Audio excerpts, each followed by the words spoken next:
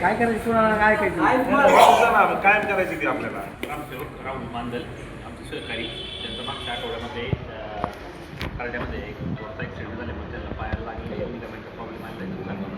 त्यानंतर मला 2 दिवसापूर्वी ऑफिस करून तुमच्या गावचा आदेश मिळालेला आहे. ऑलरेडी माझ्याकडे पहिलं रांजणगाव सांडस हे गाव आहे, हा ट्रिपल चार्ज आहे. आता त्यांची साधारण परिस्थिती शारीरिक कशी आहे त्याच्यावर डिपेंड आहे.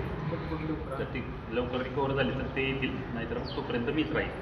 आणि माझी एक विनंती, मी माझा परिचय करून देतो. मी निलेश भगवान लोंढे, मुळगाव राहू, सध्या मी राहिला केडगावला आहे. तर तुमच्या तालुक्यामध्ये माझी जॉईनिंग 2007ची आहे. तुमच्या तालुक्यामध्ये मी 2020 साली आलेलो आहे.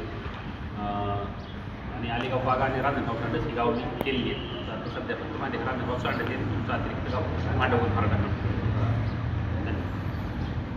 तुम्ही सारखे शूटिंग चालू होते, घाबरायची पहिल्यांदा झाले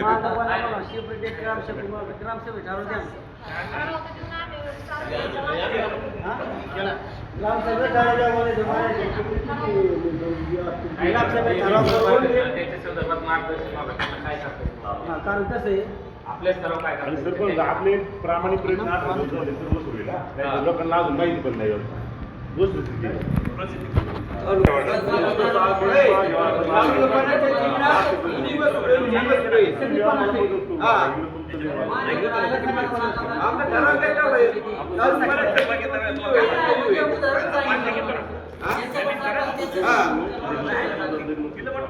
आपल्याबद्दल लोकांपर्यंत आपली जबाबदारी आपल्या काय म्हणते चालू पाणी टेक करा, जुनी पाणी टेक होती नाही तर ती चालू सगळी बार दादा हा काय झालाय, हा गव्हर्नमेंटचा जी आहे.